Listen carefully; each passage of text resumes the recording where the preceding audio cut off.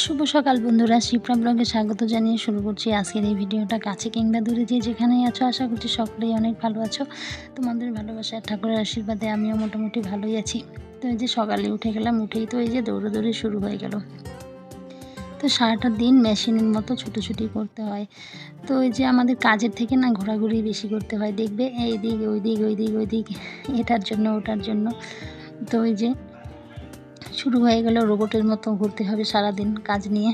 তো এইদিকে যে রান্নাঘর খুলে নিলাম, খুলে নিয়ে এখন এই যে বাসি উনানের ছাই তুলবো, ছাই তুলে তারপরে বাসি যা যা কাজ আছে সেগুলোই সারবো।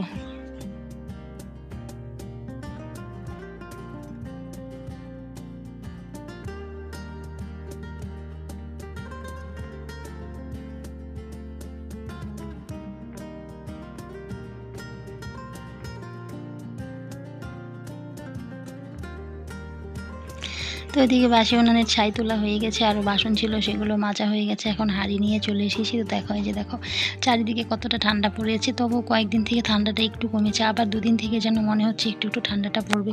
কারণ এই যে সরস্বতী পুজোর সামনে, তো এখন আবার কয়েকদিনের জন্য হয়তো ঠান্ডাটা পড়বে। তো এদিকে হাঁড়িটা মাজতে জঙ্গলের মধ্যে চলে এসেছি। কেন কলতলায় মাজি না? তো এর আগের ভিডিওতেও বলেছিলাম, তো প্রচুর কালি থাকে হাঁড়িতে। তো এর জন্য কলতলায় মাজলে জায়গাটা একদম কালি কালি হয়ে যায়। এর জন্যই দূরে এনে কিন্তু হাঁড়িগুলো কড়াইগুলো মেজে নেই। তো এই যে মাটি করে তো রান্না করা হয়, তারপরে মেজে ঘষে নিলেই কিন্তু একদম চকচকে হয়ে যায়। হাত দুটো একটু কালো হয় দেখতে, কিন্তু বাসনগুলো কিন্তু বেশ চকচকে থাকে। হাতের যত্ন আর শরীরের যত্ন সংসার করলে তো হবে না, সংসারে শুধু সং সেজে থাকতে হয়। সং মানে যাকে বলে সার, যেখানে কোনো সার নেই, শুধু সং সেজে কাজ করতে হয়। তো ওই যে দেখো হাঁড়িটা এদিকে মেজে নিচ্ছি। হাঁড়ি মাজতে এসে আমার হাতের 12টা বেজে গেছে। তো ওই যে কালকে রান্না হয়েছে, দুপুরে রান্না হয়েছিল, আবার রাতেও ভাত করা হয়েছিল। আর এতটা কালি পড়ে আছে, মানে কি বলবো, ঘষতে ঘষতে ঘষতে ঘষতে আমার হাত ব্যথা হয়ে গেছে। তো এই যে দেখো হাঁড়িটা আমার মাজা প্রায় হয়ে গেছে কিন্তু।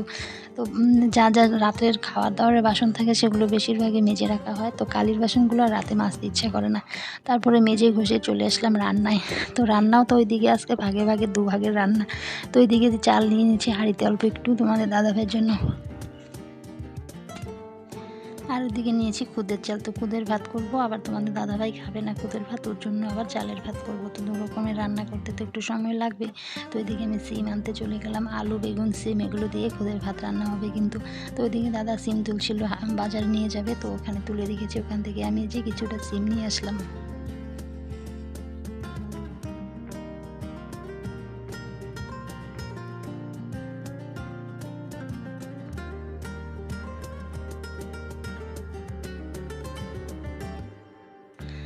আর এদিকে আমি এই যে চাল ধুতে চলে আসলাম কিন্তু। তো আগে এই চালটা ধুয়ে ভাতটা আগে গ্যাসের মধ্যে দিয়ে দিব, তারপরে খুদের চালটা ভালো করে ধুয়ে সেটা উনানে বসাবো। তো দুদিকে রান্না বসাবো, আর দুদিকে বসালে একটু মানে তাড়াতাড়ি হবে, যেহেতু একদিকে করলে শুধু একরকম থাকলে একদিকে করলে হয়ে যায়, কিন্তু যেহেতু দুপদের রান্না করতে হবে এর জন্যই কিন্তু দুদিকেই রান্নাটা বসাতে হবে।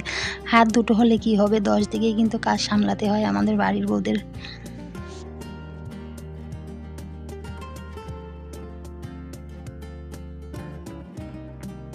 তো ওইদিকে গ্যাসে ভাতটা বসিয়ে দিয়ে এসেছি। তো এখন যে খুদের ভাতের মধ্যে যা যা সবজি দিব সেগুলো কাটবো। আবার খুদের ভাত খাওয়ার জন্য কিছু একটা মানে চাটনি করতে হবে, কোনো কিছুর বাটা বা চাটনি, অনেকে চাটনি বলো অনেকে বাটা বলো, তো আমরা বাটাই বলি।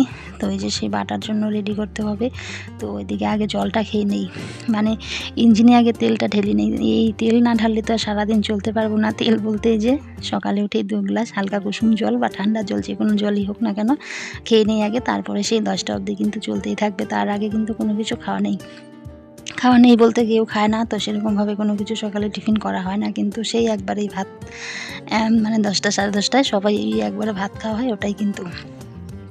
তো এদিকে জলটা খেয়ে আমি এদিকে যে এখন কাটাকুটিতে লেগে পড়লাম। তো মা এখনও ওঠেনি ঘুম থেকে, তো শীতের দিন এখন একটু দেরি করেই উঠছে। তো এদিকে আমার কাজকর্ম সারা হয়ে গেছে সময়ের মধ্যে, এখন রান্নাটা তো করতেই হবে। তো এদিকে যে কুটে রেডি করে তারপরে উনানে কিন্তু জালটা জ্বেলে দেবো।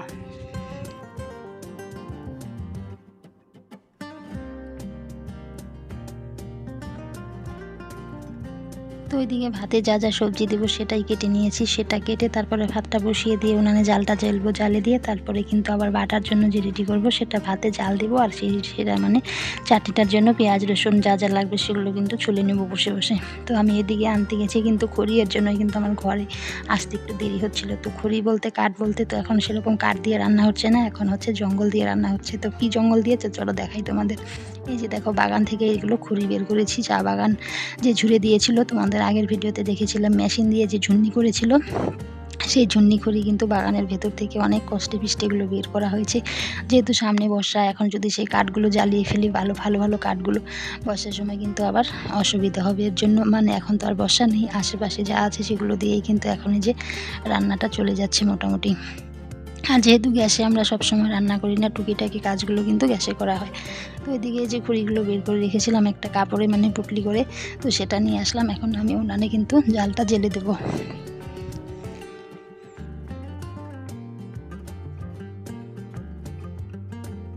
তো এদিকে কড়াই নামিয়ে নিলাম, কড়াইটা ভালো করে ধুয়ে নিয়ে, তো কড়াই তো মাজাই আছে, কালকে তো দুপুরে রান্না করে কড়াই মেজে রাখা হয়েছিল, তবুও তো একটু ধুয়ে নিতে হয়। তো ধুয়ে নিলাম। এই যে চাল ধুয়ে নিয়ে এসেছিলাম, খুদের চাল যেটাকে বলে, সেটাই এখন এই যে ঢেলে দিলাম কড়াইয়ের মধ্যে। কিন্তু ঢেলে দিয়ে সবজি যা যা দেওয়ার সমস্ত কিছু দিয়ে দেবো। তো পেঁয়াজও দেওয়া যায় এতে, কিন্তু আমরা পেঁয়াজ দেবো না, কারণ যে ভাত খেয়ে যদি বেশি হয় ভাতটা, তাহলে আবার কিন্তু গরুকে দেওয়া যাবে। আর পেঁয়াজ দিলে না গরুকে দেওয়া যায় না, পেঁয়াজের জিনিস আমরা গরুকে কিন্তু দেই না। তো আমার আবার খুদের চালের ভাত আমি খেতে পারি না, খেলে আমার প্রচণ্ড গ্যাস অম্বলের সমস্যা হয়। তোমাদের দাদাভাইও তো খাবে না, ও মানে পছন্দ করে খেতে, কিন্তু ওর যে খেলে পরে অসুবিধা হয় এর জন্য খাবে না। তারপরে এদিকে এখন আমি যে সমস্ত কিছু দিয়ে এখন এই যে জালটা জ্বেলে দেবো, উনানে সবজিটাকে ধুয়ে নিই।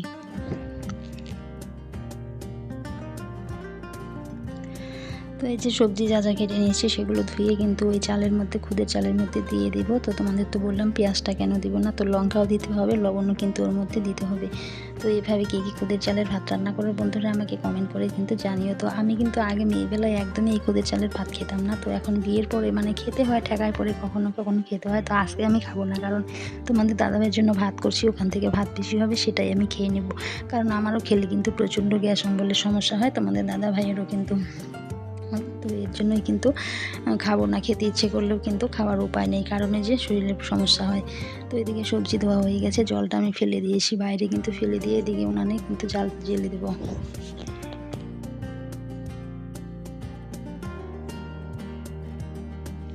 তো এই যে সমস্ত কিছু দিয়ে দিয়েছি। তো এই যে দেখতেই পাচ্ছ, দেখতে কিন্তু বেশ সুন্দর লাগছে না, সবুজ লাগছে। কিন্তু এখানে কিন্তু অনেকে শাক পাতা দেয়, শাক পাতা দিলেও কিন্তু বেশ ভালো লাগে, লাউ শাক বলো মটর শাক বলো, তো অনেকে শাক পাতা দিয়েও রান্না করে। তো আমাদের বাড়িতে তো এখন আর সেই লাউ গাছ নেই, লাউ শাক কিনে আনতে হয়। আর লাউ পাতা দিয়ে কিন্তু এই বাড়িতে খায়ও না, এর জন্য আর সেই পাতা পুতো দেওয়া হয় না। বাঁধাকপিও দেওয়া যায়, তো বাঁধাকপি দিইনি, আলু বেগুন দিয়েছি, লঙ্কা সিম এগুলোই কিন্তু দিয়েছি।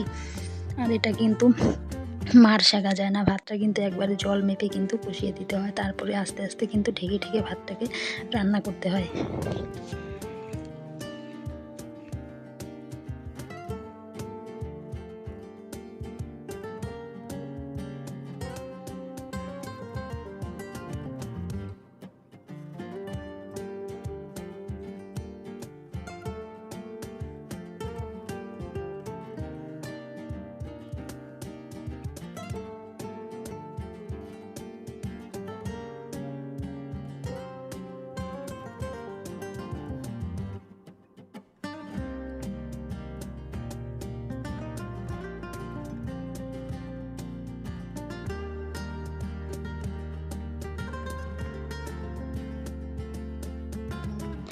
তো এই যে দেখো ভাতটা কিন্তু এদিকে প্রায় হয়ে এসেছে। তো এখন এই যে ভালো করে নেড়ে চেড়ে দিয়ে তারপরে ভাতটাকে কিন্তু ঢেকে ঢেকে রান্না করব, জল কিন্তু একদমই ছেঁকবো না।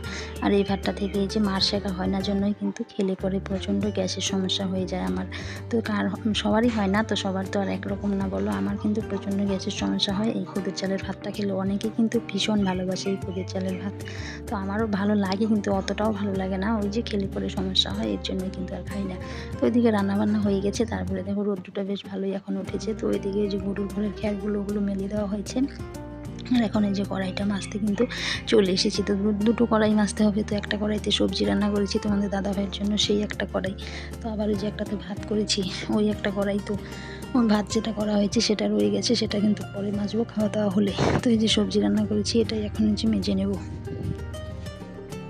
এখনও কিন্তু খাওয়া দাওয়া হয়নি, 10টার মতো, প্রায় 9:30 10টার মতো বেজে গেছে। তো ওই যে সকালে 2 গ্লাস জল খেয়েছি, তো তোমাদের বললাম না মেশিনে কিন্তু ওইদিকে 2 গ্লাস তেল ঢেলে সারাদিন কিন্তু এরকম চর্বির মতো দৌড়াদৌড়ি আমাদের সংসারের কিন্তু করতে হয় বাড়ির বউদের। তাহলে বন্ধুরা আজকের ভিডিওটা এখানেই এন্ড করছি, দেখা হচ্ছে পরের কোনো ভিডিওতে। ততক্ষণে তোমরা সবাই সুস্থ থেকো, ভালো থেকো, সাবধানে থেকো, টাটা বাই।